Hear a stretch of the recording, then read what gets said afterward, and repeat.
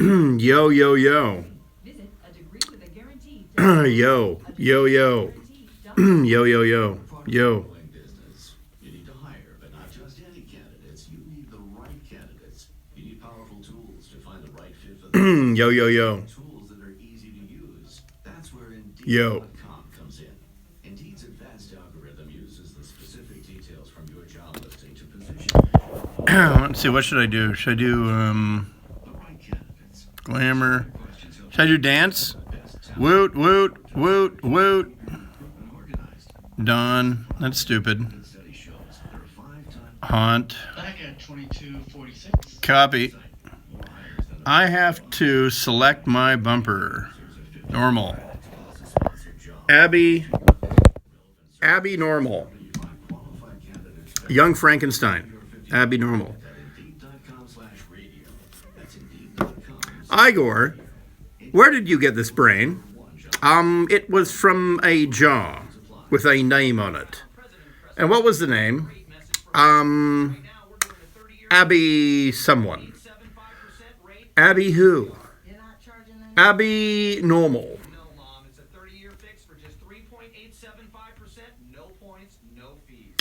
All right. I'm going to select a bumper. I am thinking, you know what, Ryan? I don't care what you like. Who wants a? What do you want? Fuck! Who wants a bumper? Name a bumper. Hopefully something from The Cure, maybe, or Depeche Mode. You know what? Screw you.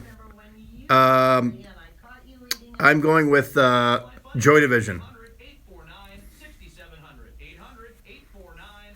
Or New Order. Blue Monday. Who's with me on Blue Monday? Who's with me on the Blue Monday?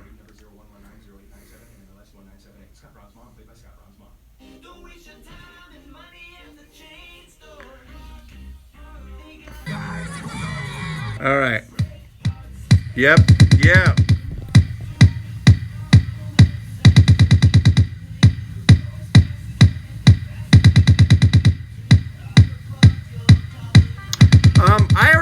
I already took apart Fear the Walking Dead, which is total bullshit. In my world, it would have skipped from the first 30 minutes of episode 1 to season 3. You know, everything else is just bullshit.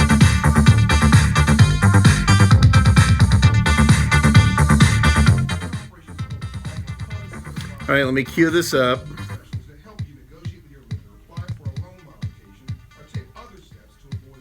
All right, there we go. What episode was that? What do you mean? By the way, Negan, I know everyone that went to high school with him. Negan went to Lake Washington High School in Kirkland, Washington. He's a Lake Washington kangaroo. He played basketball at L-Dub, as we called it. I know everybody that beat the shit out of him. And the guy, he has a great career going. You know, he invented himself, basically. All good. Computer ready. Hector's in there. That Hector's right there. Michael Chappé's in there. All right, the amazing story of the Selous Scouts coming up.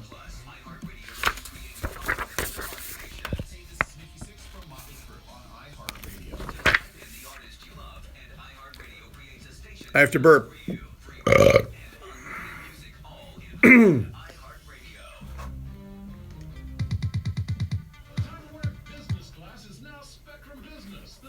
Oh shit! I thought that was it.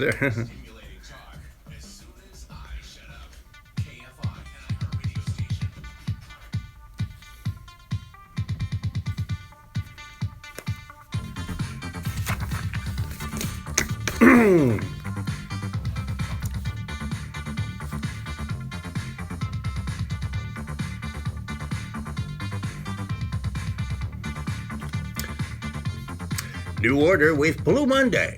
KFI, M640 more stimulating talk it is. The Dark Secret Place. Brian Suits in here. Late night college of counterinsurgency knowledge. And you know, Joy Division were insurgents. But then Ian Curtis killed himself, and they became New Order.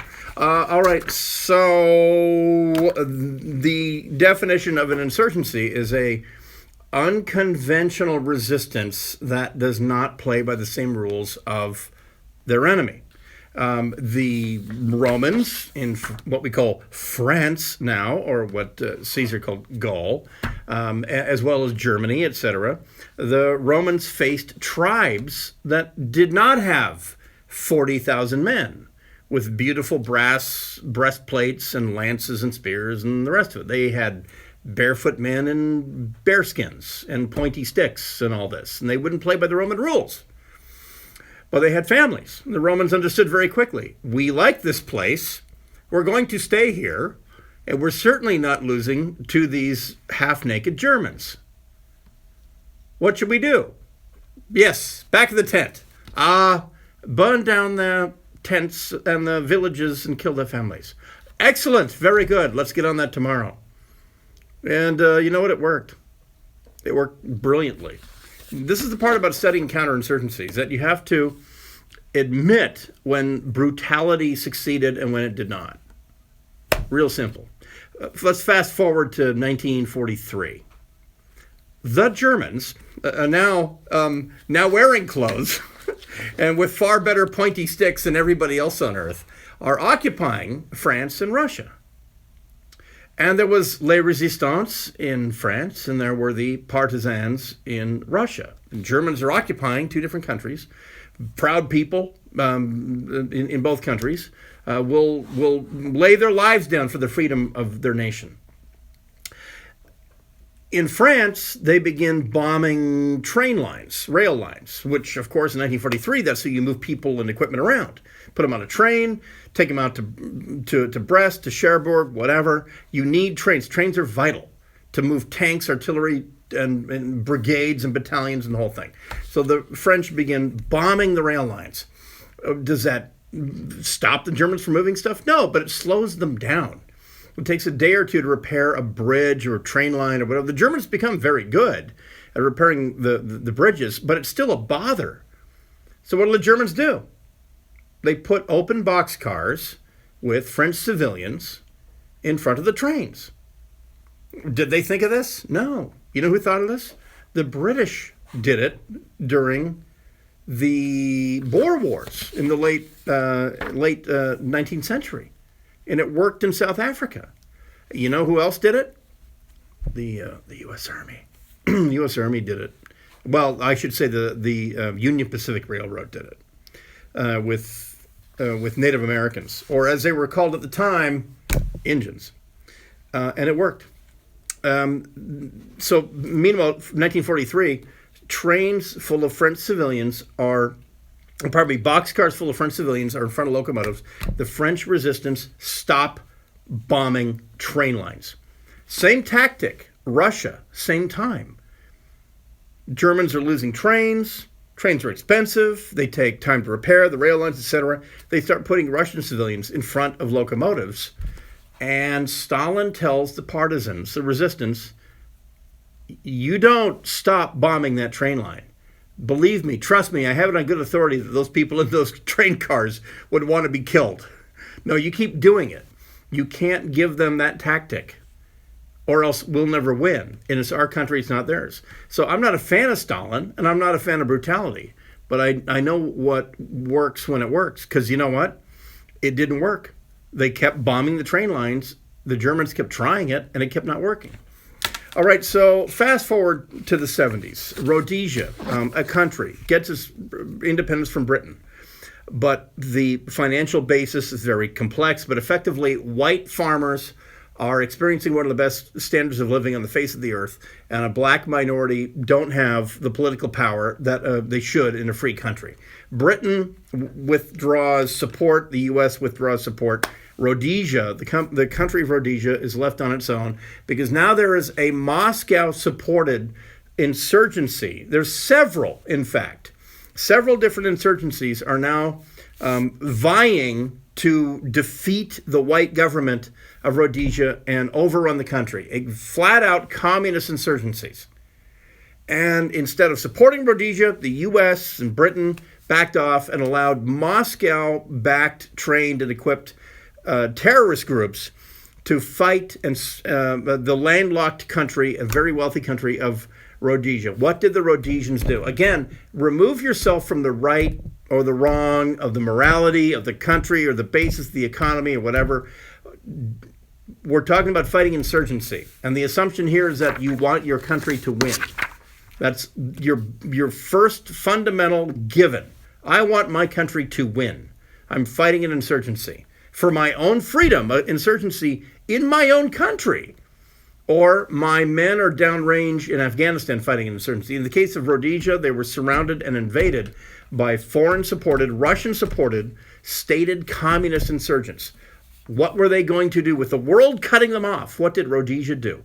I'll tell you what they did right after this. KFI AM640, more stimulating talk. It is the Dark Secret Place. Michael Chappé with the news. A brush fire burning near Castaic Lake has scorched at least 1,000 acres. Fascinating, eh? The lake fire is burning near the 5 freeway in an area somewhat hard to get to. No homes The news brought to you by Mike Diamond, the Smell Good Plumber. A brush fire burning in the San Gabriel Mountains forced the evacuation of some homes for a time in Wrightwood off Highway 2 in the San Gabriel Mountains. Angeles National Forest spokesman Nathan Judy says the homes were evacuated. I haven't checked on comments. 100% contained now, evacuations have been lifted. Hollywood Bowl officials say Man, I wish I could watch this. Have to go to bed. Work comes too dang early. Please do this again. world-famous Well, you know what? No. metal detectors You ruined it for everybody. expanded gate to enter the home That's really kind of the bottom line. after the May 22nd terrorist bombing in Manchester. Do. Broadway concert just over a week later. How many people? Oh, I missed. Wait, hang on. Briefly after a bomb threat. Sleep When You're Dead, exactly. Evening. What's your favorite book that you would recommend? I just got it 2 days ago. The Ministry of Ungentlemanly Warfare. And I'm only 10 pages into it. Spoke outside the courthouse after the No, my favorite book is whatever I'm reading at the time. So, The Ministry of Ungentlemanly Warfare by Damian Lewis. Same name as that guy who was in Homeland and Band of Brothers. But Damian Lewis, The Ministry of Ungentlemanly Warfare. So far, it's phenomenal. And I have no idea why I didn't read it. It came out in 2015. I don't know why I didn't read it. I do not think the Russians got him. I think he's been dead for a couple months, to be honest with you. Will you be doing this live stream tomorrow for Super Happy Local Sunday? Yeah, probably. No, I think I'll do a Sunday afternoon live stream. Mabes. Don't know.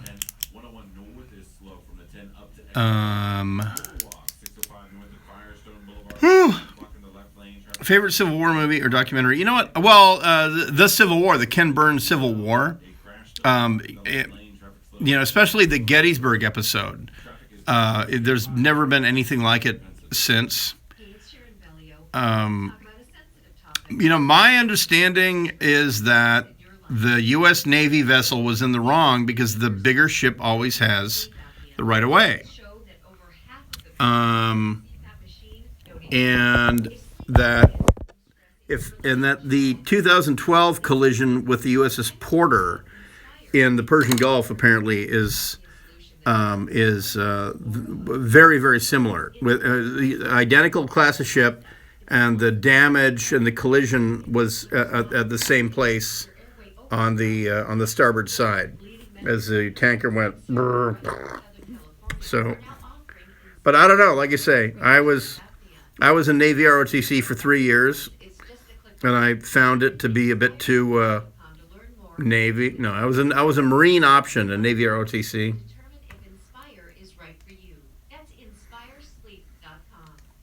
I'm checking out the Twitter. Fire, the overnight lows near 60.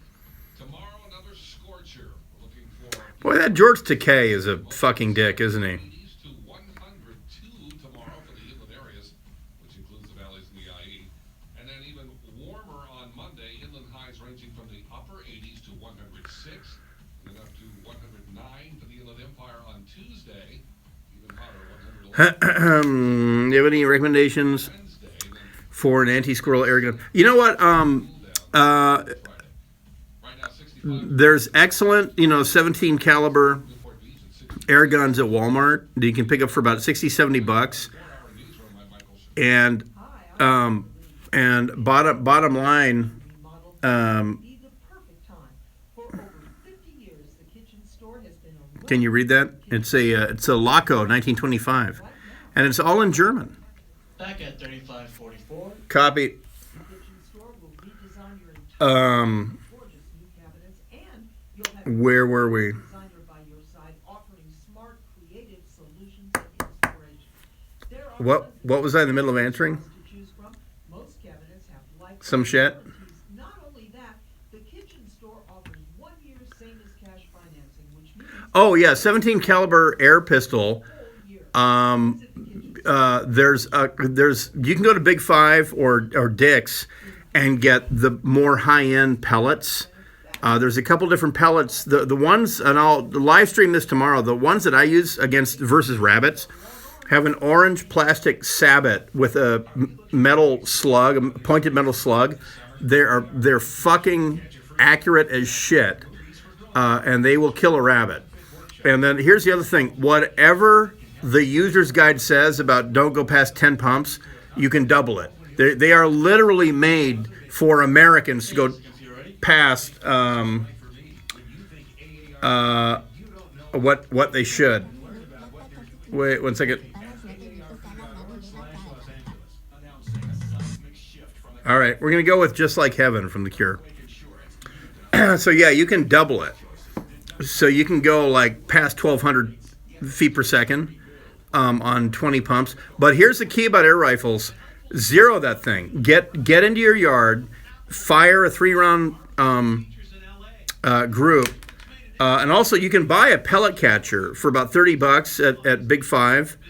It's a metal pyramid, and you can put paper targets in there. Get one. Facts, news, KFI. An iHeartRadio station.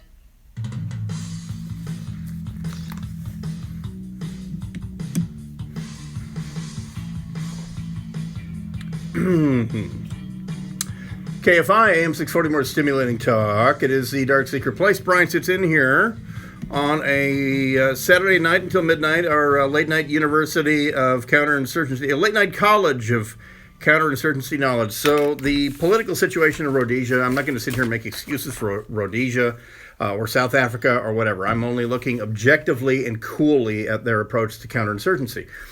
Here's something that you have to know about the Rhodesian Special Forces in the 70s.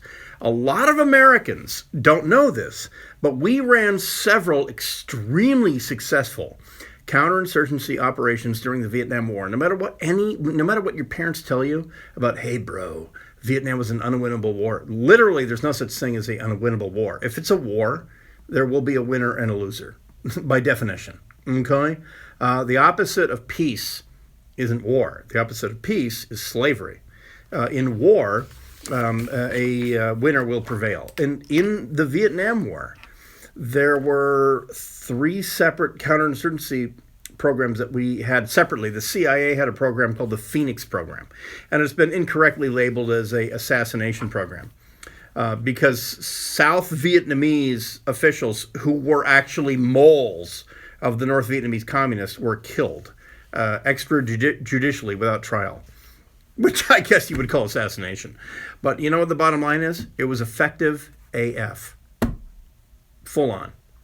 There was another program we had called the Kit Carson Program, where Viet Cong turncoats would be treated extraordinarily well. We told them, we had leaflets, and we said, you'll get 10,000 US dollars, 300,000 Vietnamese piastres, if you rally to us and bring a weapon. And a lot of Viet Cong were pressed into service, and they were only in it because it was the alternative to being killed. So they rallied to the U.S., we paid them, and they would either guide American Special Forces into enemy-held areas of South Vietnam or even North Vietnam. It was a very, very successful program. And the final program that we did was called the Roadrunner program, and it was spectacularly successful. And in this program, we took some of the Viet Cong turncoats, the Kit Carson guys, and we said, look, for this much more money, we will equip you and train you, and you will go back to your unit or higher headquarters, wherever you came from, and you'll get as close to the commanders as you can, and you will take this gourd full of grenades, and you will kill everybody in the tent, waste them, empty 3 magazines, and then haul ass back to us. And it was called the Roadrunner program, and it worked. It worked great. So anyway, a lot of American counterinsurgency experts emigrated to Rhodesia because the Rhodesians, having seen the U.S. and the U.K. Stop diplomatic relations with Rhodesia. Rhodesia was very wealthy, and they reached out to people who had recently been successfully fighting counterinsurgency. Though in the end, we lost the Vietnam War because we left. But the Rhodesians understood, yeah, you lost the political will. We don't have anywhere to go. We can't leave Rhodesia. This is our country, so come here and do what you were doing. So an organization, army unit was formed called the Selous Scouts. Now here was the deal. Outwardly, it looked like horse-mounted scouts. The terrain wasn't exactly African jungle. It was more akin to Central California, San Luis Obispo, Paso Robles, hilly trees, plenty of cover, but still not non-permissive terrain. Not great for insurgents, not like Vietnam was, but then again, it was no desert. But it was you could tackle it. So the Rhodesians formed a group called the Selous Scouts that were sometimes horse-mounted. But what they basically were, this has never been explained, and this is the brilliance of the Selous Scouts, is that the Rhodesians looked at this and they said, look, who are we fighting? An army? It's an army of terrorists. They're not coming in here in uniform like the Grenadier Guards, marching in, driving tanks with air support. They're coming in threesies and foursies and fivesies, and they're wiping out families at farms, and et cetera. They're terrorists. That's what they are. They're barely trained. They're barely committed to what they're doing. So how do we fight these guys? And the Rhodesians went 5 steps beyond anything the United States, Israel, even Stalin did. The Rhodesians said, well, let's be terrorists. Let's terrorize them. Let's go to where they sleep, and let's cut their heads off and put them on their chests. Let's poison their food. Let's kill their families. Let's do exactly what they're doing. How do we do that? Because here was the essential problem. We're white, they're black. What do? How do we do this? Because this is a great idea. This is genius. We're outnumbered. They have the Soviet Union behind them. Cubans training them, sometimes leading them. Britain has abandoned Rhodesia. The U.S. is a distant non-entity. What do? We have to out-brutalize these guys. And the various terrorist armies, Zipra and Zanla and Zanu, there was a hodgepodge, a vegetable soup, alphabet soup, of terrorist groups that were fighting Rhodesia. The Rhodesians understood these guys are not unified. We can divide them. They're all taking weapons from the Soviet Union. We have to adopt their tactics. So what did they do? Well, I'll give you here's a quick, before we get to what they did, here's a quick way to characterize the Selous Scouts. It was by the way they selected their men. They had one of the most difficult selections of any Western-based military, including the British SAS, Marine Recon, Army Rangers, Delta Force, whatever. The Rhodesians brought rugged country boys into their selection process, and they messed with their minds in a pretty significant way. They got them into survival mode really quickly because they told them, you will be fighting behind the lines, not for a day or two, not even for 2 weeks, possibly for months. And so in the school, they would give them one ration pack, the equivalent of an MRE. And at the same time, one of the instructors would kill a gibbon or a local monkey and hang him up by his feet on a flagpole. And the men were not told what to do with that ration. They could eat it all on day 1, but they weren't stupid. They knew what was going on, and they would nibble on stuff. They would hang out, and not complete it. But the instructors knew that at some point, a week into the course, these guys running 20, 30 miles per day, that they would have to eat the ration. And they would. By the end of the week, every guy had eaten the single ration he was given. And at that point, they were starving. At which point, they cut down the monkey that had been in jungle heat for a week, covered in maggots. They would cut it down and they would cook it. Did they eat it? The answer may surprise you right after this. Yeah, like a monkey. KFI M640, more stimulating talk. Michael Chappé with the news. LA County Fire says the lake fire burning near the mistake. How about that shit, huh? 1,000 acres of brush off the 5 freeway. 2 hours Um, burned. That fire is now 10% contained, and fire officials say no homes are threatened right now. should I? By the way, the movie Blood Diamond. Collision between the USS Fitzgerald The movie Blood Diamond with Leonardo DiCaprio. I like it. It's a good movie. And it addresses something, a really interesting aspect of the South African Civil War. Then that was that the South Africans had a unit called the 32nd Battalion, the 3-2, or Los Terribles, the Terribles. And the unit was comprised mainly of South Africans, but they had a lot of Rhodesians, and then a critical mass, like almost 50% of the enlisted men, were black. Black Rhodesians and other nationalities, and they were amazingly effective because they employed a lot of these counterinsurgency methods.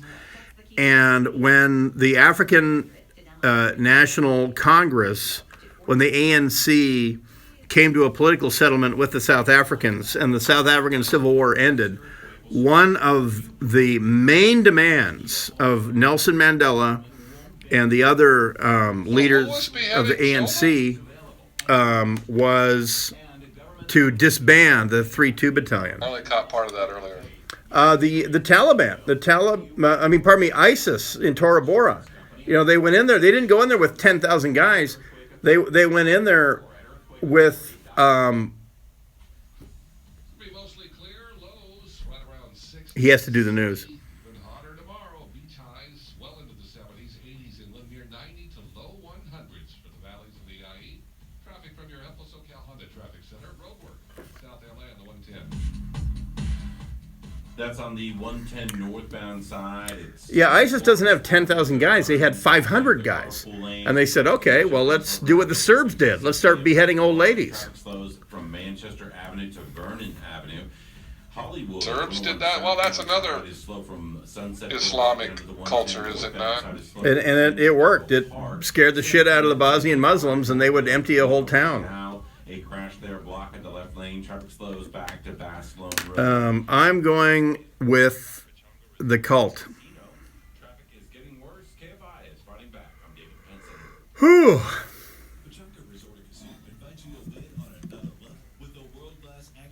Are you on good terms with Handel? Seems edgy. I am. Bill and I are friends. You know what happens when you get two guys like us in the same room. It's his show. You know, I'm kind of a dick. I don't hide that. Back at 4940. Copy. I don't hide the fact that that I'm a dick. Wait, let me cue up the cult.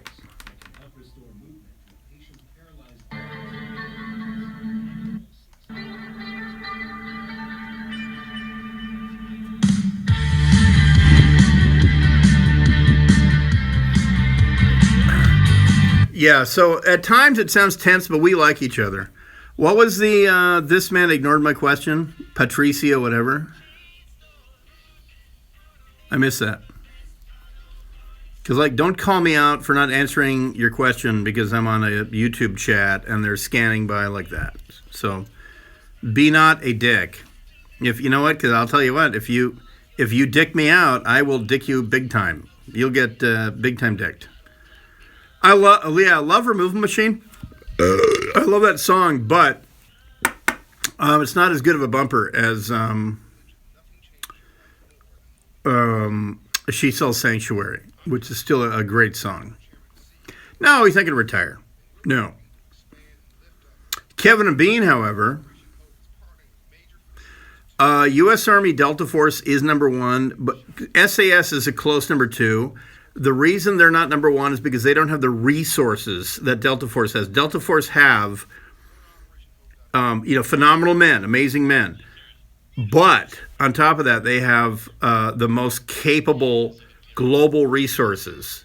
Delta Force can go from Fort Bragg, if that's where they are, to the North Pole in 12 hours or 24 hours. The SAS cannot do that. They can try hard, and they do great, but they can't do that.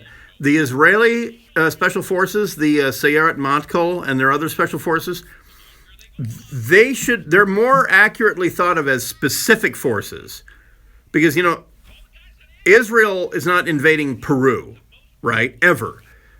Israel has to deal with Jordan, Lebanon, maybe Syria, maybe Egypt, and all that. Your opinion on Tabin? Yeah, I know. I'm answering that. So the Israelis individually are very, very good. Dark horse on this. No one ever talks about this. Yeah, I actually am. I'm sitting down for some of the camera work on that with Adam on the K-Rock Netflix documentary. The French have excellent special forces. The Legion. Okay, I got it.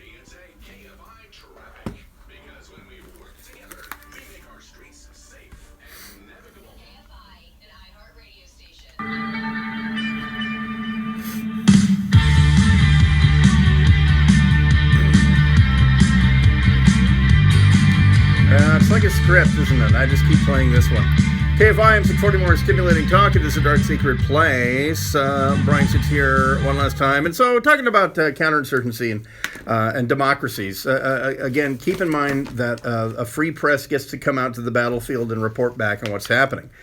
I'll be dead honest with you. Abu Ghraib was not a big deal in Iraq. When that was on the cover of Newsweek or Time or whatever the hell it was not a big deal from Iraqis. People who had been in that jail when the prior landlord was running it, they were not deeply offended by Abu Ghraib. And a proper counterinsurgency would take advantage of that. But we weren't running a proper counterinsurgency. We were trying to buy people's friendship and loyalty because that's the American way.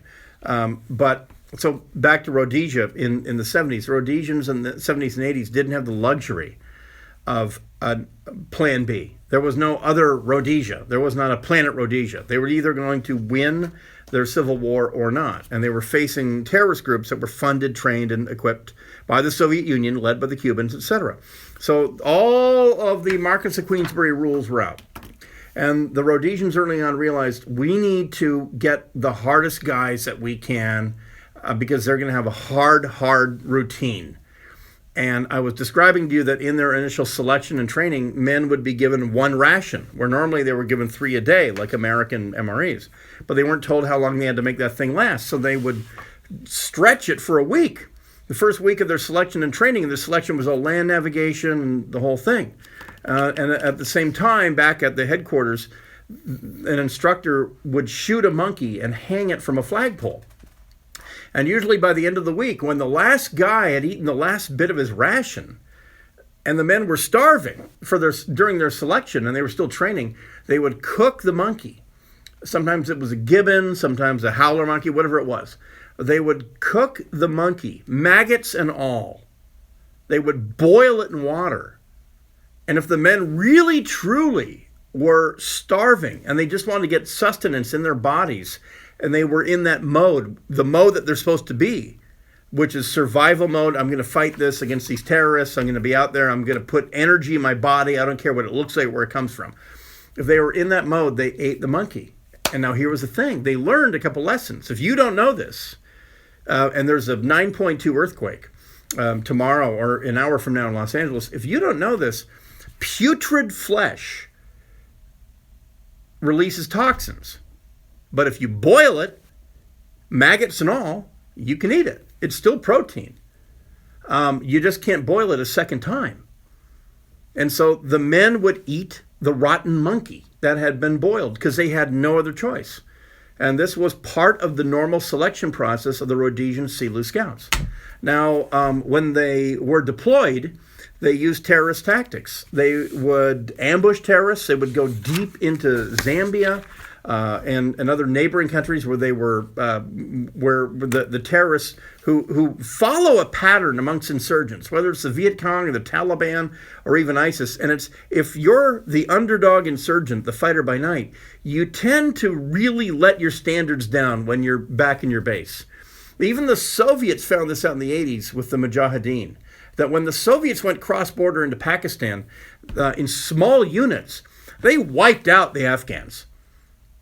Now, we're not willing, we won't do that. We won't go into our ally, Pakistan. But in the 80s, when the Russian Spetsnaz did that, they made mincemeat of the Mujahideen because they would cross into Pakistan and they would just untie their underwear and put their weapon down and start making babies.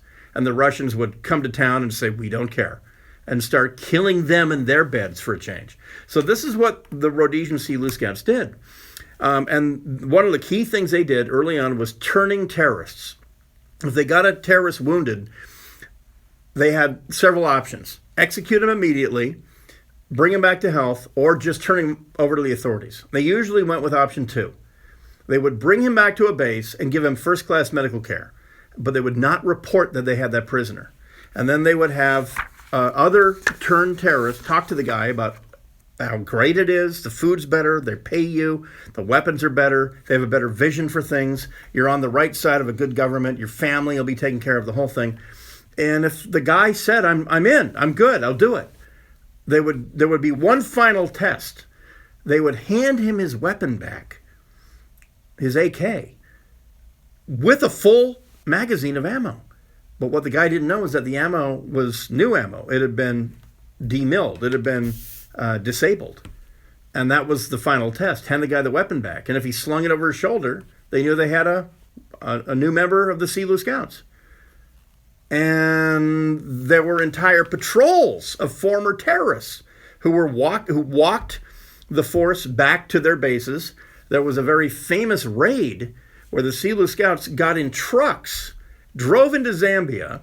The white guys put blackface on. The black former terrorists were the drivers, etc. They drove into a terrorist base at 6 a.m. for the first formation, and they began mowing everybody down with machine guns. They killed over 1,000 terrorists. And then they drove, and with 5 wounded. They had 5 wounded guys. And they drove back, blowing up bridges all the way back to Rhodesia. And it struck terror into the terrorists.